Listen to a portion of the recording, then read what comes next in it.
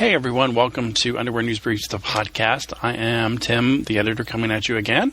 And tonight we have, or today, whenever you listen to this, we have a very good podcast from Sean, who is the owner and creator of AussieBum.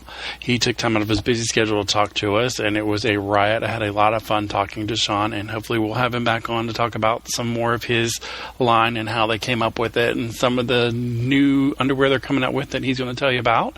So we didn't go into too much detail, but he gave us enough hint to leave us some teasers till next year. So 2010 is going to be a big year for him.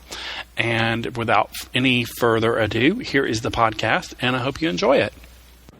And today's podcast, we have Sean from AussieBum, which is become one of our blog's favorite underwear. So how are you doing today?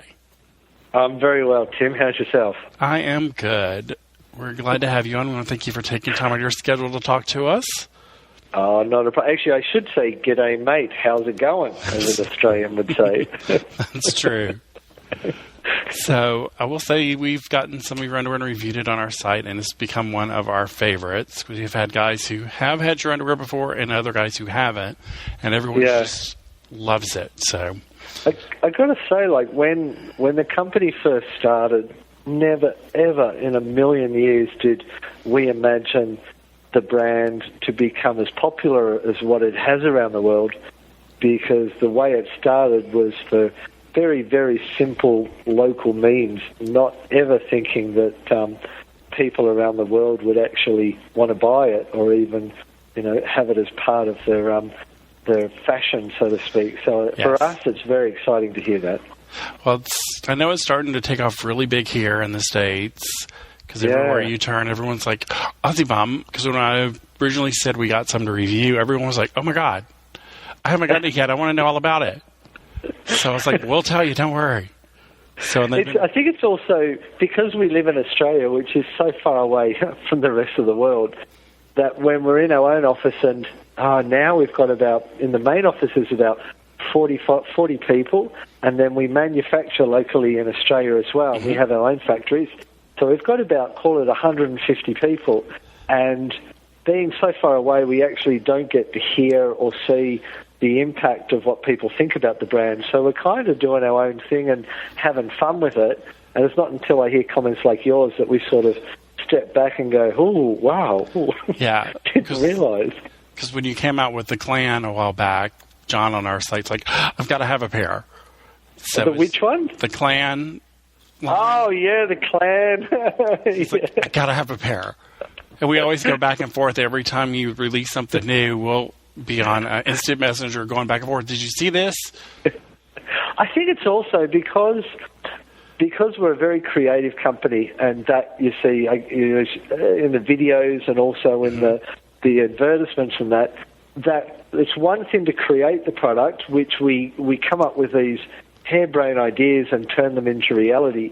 But then what we do is we try and put a story behind it. So actually try and give the product substance. And the Clan is a good example where I was really into tartan sort of look, very Scottish sort of styles. And the Clan really came from the concept of a man's kilt and going, what's under a man's kilt? And it was just I guess the Australian dry humour of creating these names that create these visual ideas. Yes. So when guys actually wear them, it gives them a bit of a chuckle as well. Yeah, that one, I saw it and I was like, oh, that's just very cool. Because not many people out in underwear have used plaid. I mean, it's just, you have like Burberry, but they are plaid. Yeah. But anyone else, I have not seen plaid in that style ever. I tell you, there's some really interesting things coming up. We're experimenting with new fibres. Oh. So there's a lot more natural fibres, like at the moment you see in the market bamboo and those sorts, whereas I can tell you there's I can't actually give you the names of them because they'll be the first, or I guess a world first in what we're creating. Oh, good.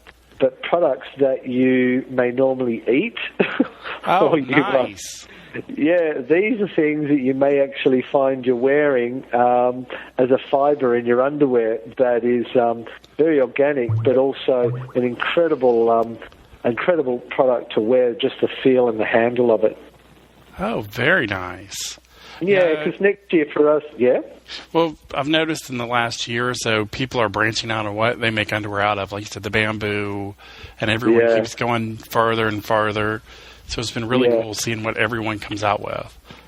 I think from our point of view, and 2010 is a really interesting year for us because it also is the start of our 10th anniversary. Believe it or not, we'll be 10 years old, which has gone so fast.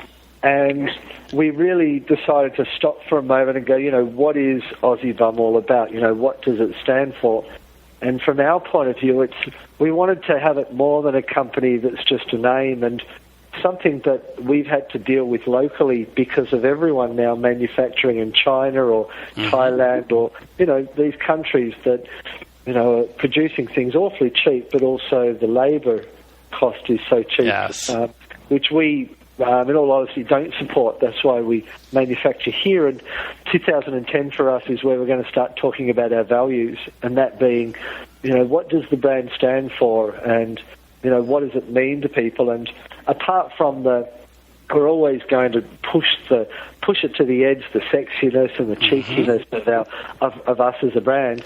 But we also want to start pushing, I guess, the environmental issues as well in terms of looking for solutions to products that are going to be healthy for the environment, but also more healthy for the person wearing it. And so what we're doing now is going through a whole cross-check and checking stage of, like, even checking our inks. Have they been animal tested? Are they animal tested? And if they are, removing those, which thankfully to date they haven't been. The dyes that we use, on our fabrics, what impact does that have on the environment? And looking for suitable solutions or options for that. Same as with the cottons. Instead of going for a traditional cotton, we're looking at organic cottons. And those are cottons that are basically not impacting the environment through mass harvesting and those sorts of things that affect the environment. And because we're manufacturing in Australia, we also want to keep with our values of being, our name is AussieBum, so we should be made in the country that we're marketing ourselves as being from. So that's going to see us always manufacture in Australia.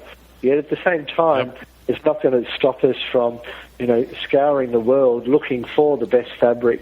And that's something that we're not about to compromise on either, because selling via the internet, and which many people would probably know we also sell in retail, but selling via the internet allows us to sell a product that is typically costs us a lot more to manufacture, say, in comparison to another brand, but we can still sell it at a cost-effective price because we're taking out the middleman. And so that, hopefully, we're going to start to see more innovation, but a lot more of the reasons what AussieBum stands for in 2010. That's going to be great. We're definitely looking forward to that.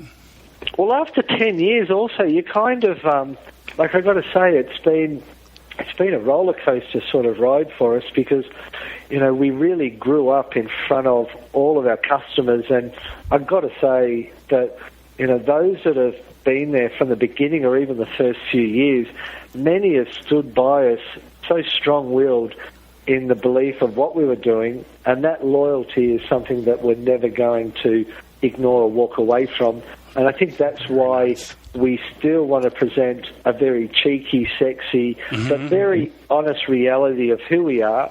And when we, for the lack of a better word, stuff it up, we always want to be in a position where we can go, oh, we stuffed it up, or we did that a bit too much. And our customers are also very good at responding when we've done something right, but also when we've done something not so right. And we love the fact that that we're a brand that's very close to the hearts of people, but that they have stood by us, over the 10 years. So that's what's given us the motivation to go, who are we today and what are our values?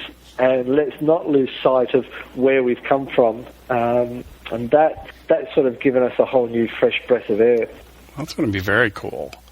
Yeah. So, and did you know also that in the US is actually one of our biggest markets? Yep. I did know that. I have friends who, as soon as they found out I created the blog last year, they're like, "Oh, you got to get." They're like, "You're one of the top ones." And I got to try the body form briefs a while back. Oh yeah, that's the Egyptian cotton. I'm like, told friends, I was like, I don't care what you do, go out and get some. I don't care if you have to order them over the internet, get some of them. I was like, you will be very happy with these. I was like, these because I thought, well, they'll be okay. And then I put them on and I'm like, oh, these are good. These are really good. The fabric was actually knitted by a factory in Austria in Europe, and it's one of the last remaining factories that have what they call a very fine gauge needle. And that Egyptian cotton, when you stretch it or when you pull it open, you'll see how much, I don't know the word for it, knitting is in it. But it is, I can guarantee you it's a product that's going to last you a long time because it's I hope so, because it's one of my favorite ones now. And I'm like, okay, these I love. These I wear a lot. So those are good. And I've tried a couple others, and anytime we get it in, it's like, I want it. So yeah. Well, one thing we're doing also next year is there's some really cool, probably in the first quarter of next year, you're going to start seeing some very sexy, what would I call it? Very classic looks, but the colours and that we're using are the sort of colours that you wouldn't expect. Yet when you put them on, boy, does it doesn't make you stand out, but it makes you look very, very classic and not a white, your classic white. But these are colours that have never really been seen in underwear. So lots of We're definitely gonna look for those. Yeah. Very cool. And then one thing I definitely want to talk to you about was your use of video.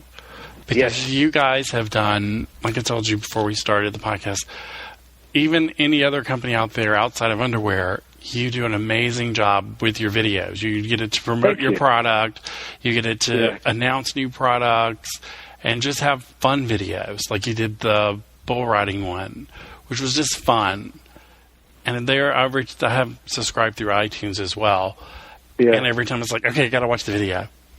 So they are. That credit or that compliment really goes to other people in the company. One guy, Kia, who actually is the video producer, and he is a guy with extraordinary talent, a huge level of passion for filmmaking, to the point that he actually makes his own films in his spare time.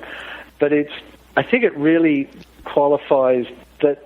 For us, the brand and what we produce, the bottom line isn't really about, how much money are we going to make, how many units are we going to sell.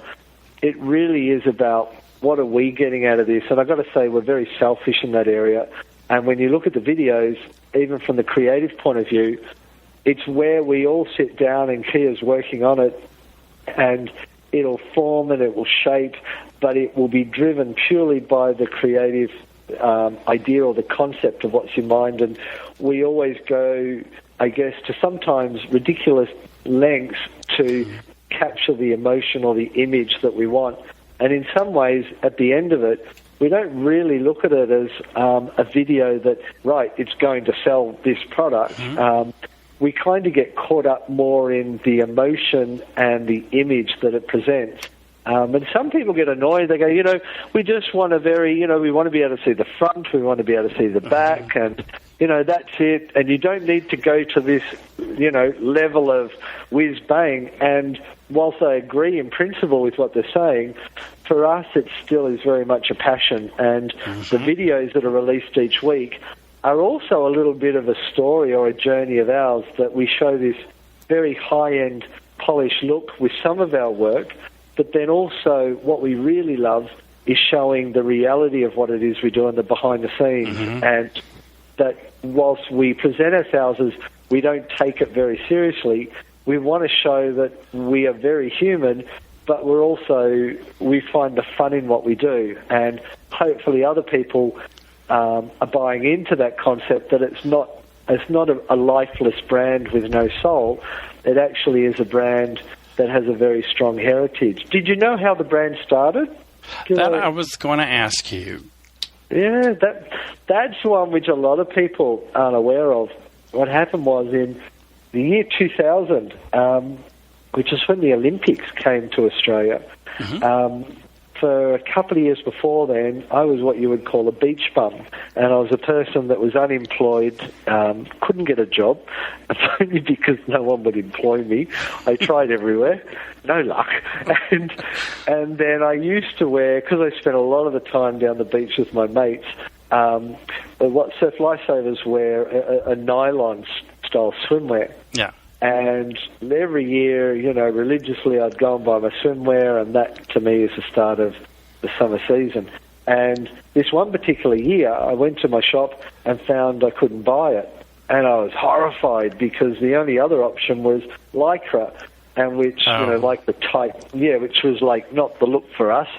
And I'm not a boardy sort of guy because I'm very sporting in that, so sitting on the beach at Bondi actually is where we all hung out, and we decided, how hard could it be to make a pair of swimwear? And I thought, this is what I can do. I could make some swimwear, sell it to my mates in the morning, and then go to the beach in the afternoon. So, my lifestyle wouldn't be that different because I loved that particular way of living. And I went about it. I'd saved money for a home loan in Australia, but because I didn't have a job, it was pointless because I couldn't get a loan for a home. So I spent the money, which was about 20,000 Australian dollars, so $15,000, and created a range of swimwear. And I was selling it to my mates, which was really easy. And then I tried to sell it to retailers in Australia who all rejected the brand and said that, this will never compete against Speedo and the others. And so I had no other option than to try and sell it overseas. And it was at that time when the internet had crashed, and because I didn't have any money, I spent my time building an internet site. And so I got all my mates together, and because we couldn't afford models and photographers, we did it all ourselves. So all the creative and all the ads you see are still all done by myself today. Nice. And it's simply because I'm the creative one. And so the stuff that we did back then, we thought, we'll shoot ourselves and, create that image. And we were taking, for the lack of a better word, take the piss out of ourselves to show the reality of who we are. And little by little, we had one order, then two orders, and it really became our motivation in terms of what it was that we did. And those that brought our swimwear said, what are we going to wear in winter? Why don't you make some underwear? And rather than just copy what was done, we thought, there's no colour in underwear, which was back in 2002. Yep. True. So it was like, let's do some really bright colours and, very classic in style, but just bright colours. And if you look at our range, it's called the Classic Underwear range. And that was actually the first range that I'd ever produced. And since then, we've learned a hell of a lot, and we've evolved the brand and created, I guess, more innovation and got more technical and the quality construction. And today, literally everything is done in-house. So we've got Claudia, who does the pattern developments and the designs in that area. Everything that you see, like the printing on our swimwear and on the board shorts, all that printing is done in-house. Oh, wow. It's quite, when people come into the company, they're actually quite surprised just how big it is, but also how many people are in here. Because we ship anywhere up to 2,000 unique orders a day, and it's quite an environment because we trade in 13 different languages around the world. Oh. So we have to have people from all different parts of the world working here to deal with the different languages. So it's quite interesting at times, to say the least. That sounds it. Wow. Yeah. So that's how the company, I guess from 10 years ago and then today, we now retail in many of the world's biggest department stores like Selfridges, Printemps, Cutter V, Harvey Nichols, House of Fraser.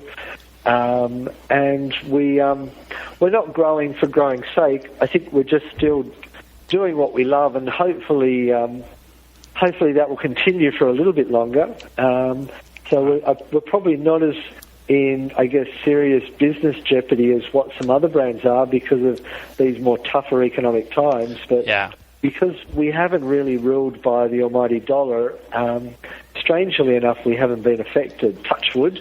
So we kind of, just keep doing what we do. That's cool. Yeah, I've talked to some brands up here are doing great. Other ones are okay. Yeah. Other ones aren't so good. So it's kind of, I think men's underwear is one of those last areas that it's kind of not something the guys cut out right away. It's like later down the road, because I told a friend of mine, I was like, up here in the States right now, it's if you have money, you're not supposed to show you're spending it. It's like, no, you can't buy a new car. You can't go here. You can't go there. But I told a friend of mine, I was like, well, underwear, no one except for a select few know you got a new pair of underwear. So if you pay money for it, no one's going to know. So your other I love that. No one, apart from a select few. Whoever Not one, but a few. A few. So I was like... No one but my posse. Exactly. But my group. So I was like... So you can still buy underwear and you can pay more for it, and nobody will know. Like, if you go buy a new shirt, someone's like, oh, that's a new shirt. So yeah, that's true. Well, we are doing, and also we're reacting as well to this because, as you know, last year we decided to share, to take some of the brunt off people having to buy a product, and so we introduced free shipping. So we're trying to find ways to be able to help with people, and we've got to buy something. But also next year we're introducing ranges that are more cost effective as well. We're not reducing the quality, not reducing any of those areas, but we're simply getting smarter with some of the designs. So it's also in reaction to appreciating, no different to people here in Australia, is that we just got to be a bit more responsible in the short term. So creating ranges that when a person pulls down his pants for whatever reason, he's not going to be confronted with, oh, how utterly over the top. He'll hopefully be confronted with the response that he was looking for. Yes, we term that on our site the gym factor. If you go and what you wear to the gym. Some guys, it's like some days I have friends who go, I can't go to the gym today, I'm wearing the wrong underwear. And I'm going, what are you talking about?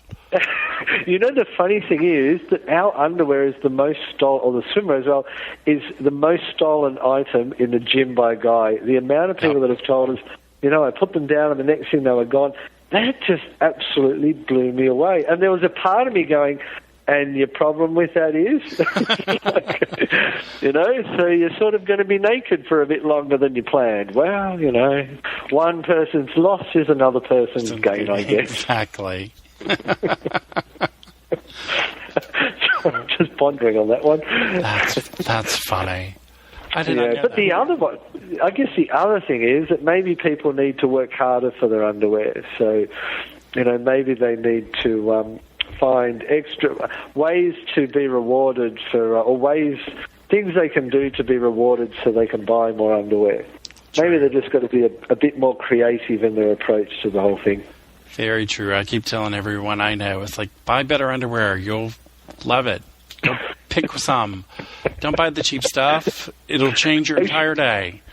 Actually, I've got to tell you what is funny sometimes. I've been out a couple of times, at a club or a dance party or whatever, and sometimes people feel the urge to drop their pants and, or to just weirdly enough, which is not an Australian thing, but, just walk around in their underwear. And there have been times where I've been like, oh, this is just absolutely so cool. And there's other times where all I want to do is just get a blanket and go, look, cover yourself, take it off.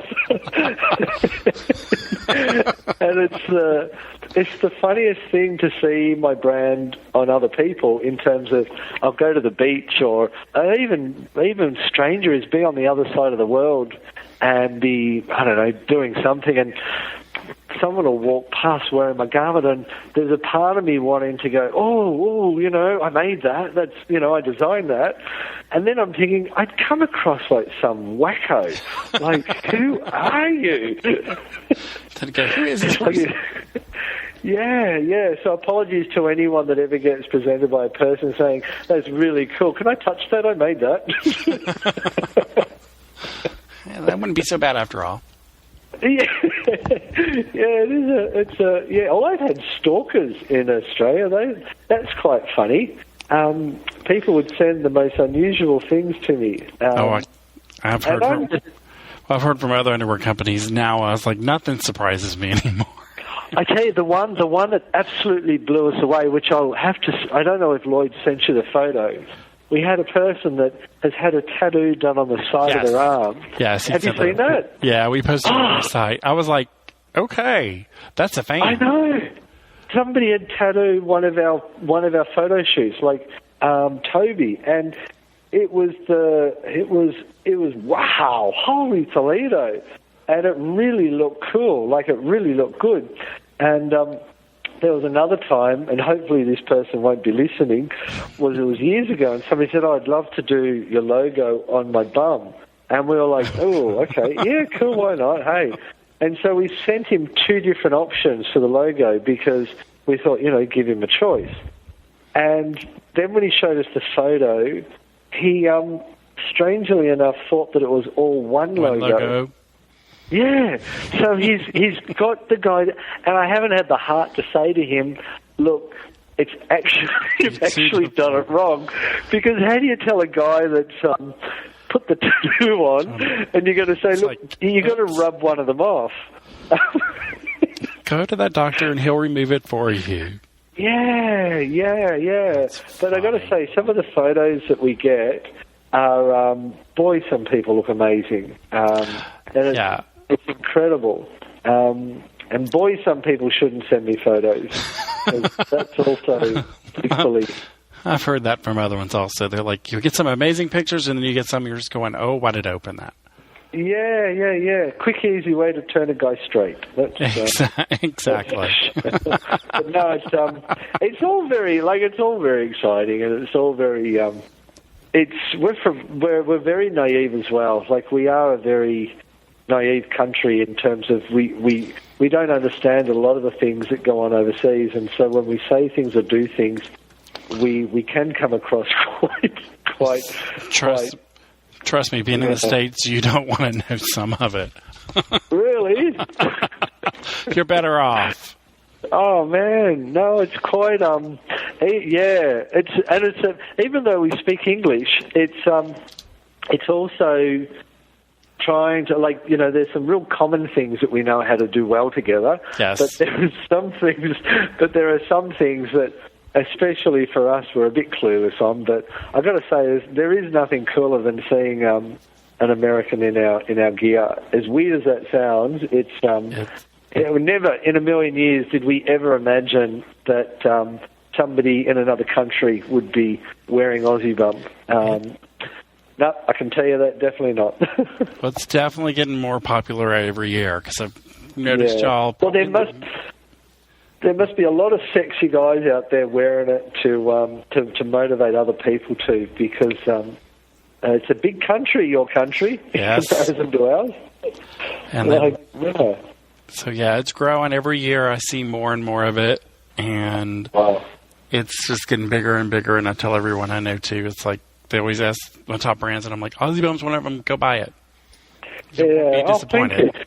It's like you won't be disappointed. Also the other strange thing is that literally in America, like, I go into a lot of the department stores and that and have a look at what they're selling, and you guys have got a bum steer. Like, you don't have a big selection, and it's very, very conservative, very basic, and then when I see what you guys are ordering online, it's like, yeehaw, go for it.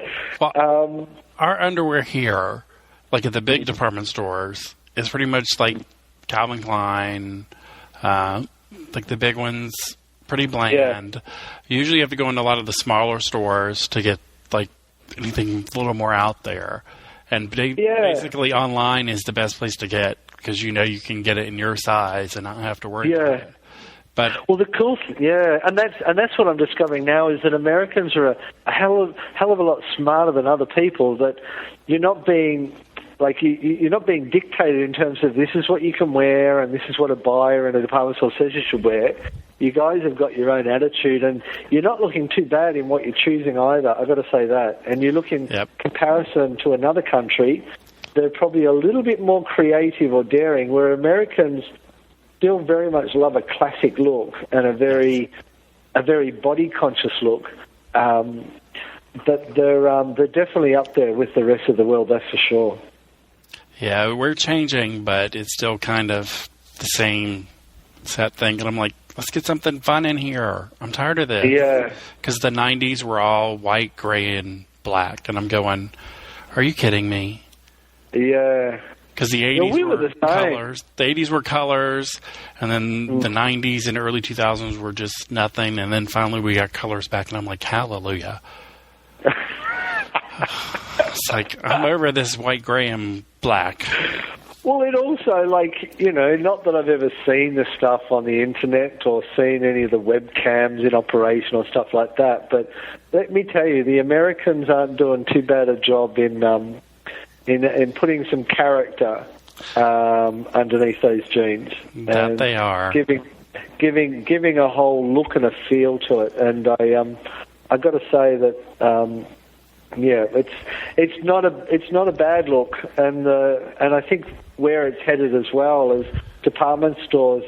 You know, it's becoming a little bit like magazines. They're all starting to become irrelevant with the internet, and also, like, you know, you guys can buy a pair of underwear in Australia in Australian dollars at half the price if you were to buy it, say, in your own country, and you're getting a top quality product at a very affordable price, but you've also got some guarantees, and that is that, you know, if there's something wrong with the garment, you can exchange it, or you can return it, or if you just don't like it, you can send it back, where in traditional stores, those sorts of policies don't apply. So I think the internet is going to bring about some really big changes in what people buy and the styles they buy as well. I think so too, because here in the States, it used to be mainly gay guys going for the underwear, and now it's kind of branching out to straight guys as well. Yeah. We'll put it this way. I'm yet to meet a straight guy. So well, we have one on our site who's into underwear, which just floors me every time. And I have friends, too, and this kind of goes with the straight guys, who will only buy underwear online. They will not go to the store and buy it. And that just... Me, I just go buy it, and I'm like, whatever. I'll buy some strange things. But there's like, I can't go to the store and buy it. I have to buy it online. So that's, I think, another reason underwear is taken off is because they can sit at home and buy it and not have, what's the clerk going to say when I bring this up to the cash register?